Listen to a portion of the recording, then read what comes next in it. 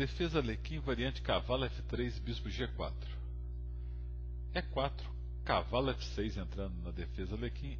E5, avançando os peões, cavalo D5, D4, D6. Aqui mais uma linha sólida que as brancas não avançam, C4 e F4 entrando no ataque dos 4 peões. Jogam cavalo F3 desenvolvendo.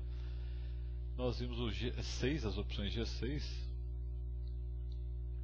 e troca no centro. Agora vamos ver bispo G4, cravando o cavalo que protege o centro. Começa uma pressão central direto com a cravada desse cavalo. Depois de bispo E2, existe um plano de bloqueio aqui com E6 e as negras jogam C6.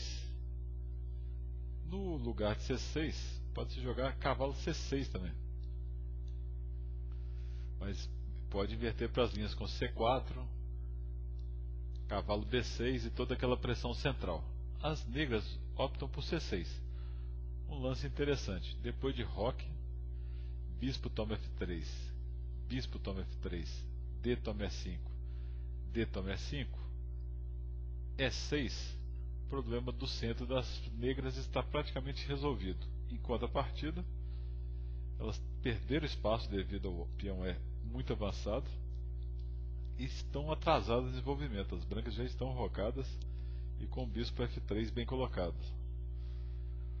Uma opção aqui é dama E2.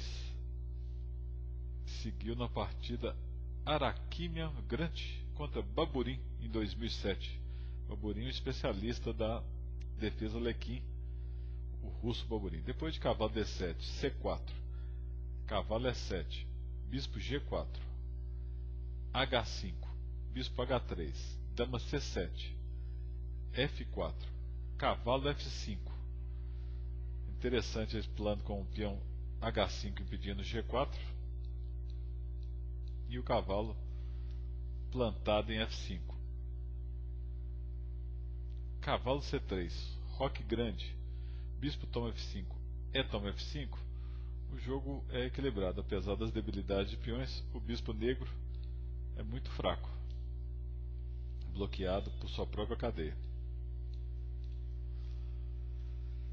A3 seguiu na partida Namir Souza, do Espírito Santo, contra o grande mestre Darcy Lima.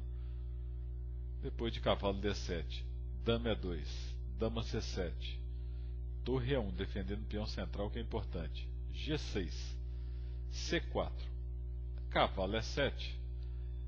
As brancas poderiam completar o desenvolvimento com cavalo C3, com uma posição muito boa, posição típica da Alekhine. Agora vamos desenvolver o bispo, trazer a torre para o centro, e as negras têm um jogo apertado, mas sempre com possibilidade de contra-ataque.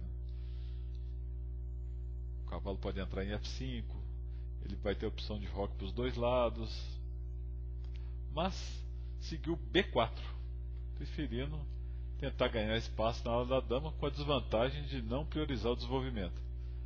Depois de bispo G7, bispo B2, torre D8, G3, o Darcy Lima jogou G5, um plano muito interessante, bispo H5, cavalo G6, e agora o Namir resolveu tomar. Bispo toma G6, H toma G6. É necessário jogar cavalo D2, mas o plano das brancas tem a desvantagem de ter facilitado o ataque pela coluna H. Mas com o cavalo D2 era mais fácil neutralizar isso. Por exemplo, se as negras capturam no centro direto, bispo toma E5, bispo toma E5, cavalo toma E5, dama toma E5, dama toma E5, torre toma E5, torre toma D2, as negras ganharam o peão e tem uma colocação boa para o final, mas é um final muito complexo, com duas torres contra duas torres. As brancas também têm chance de ruptura e teriam boas chances de empate aqui, porque na linha com a dama E3, depois de G4, ele não consegue mais paralisar com o avanço de peões o ataque das negras.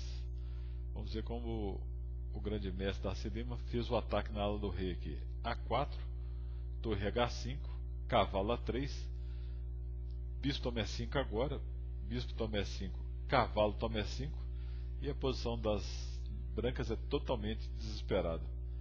Torre de ED1, cavalo F3 cheque, rei G2, torre toma H2 cheque, rei F1, torre H1 cheque, rei E2, torre de HD1, torre toma D1, torre toma D1, rei toma D1, dama D6 cheque, as brancas abandonaram. Vai cair o peão de B e a ala da dama inteira com grande vantagem. Essa partida mostra bem a importância do desenvolvimento. Era preferível tirar as peças primeiro da ala da dama antes de qualquer ação.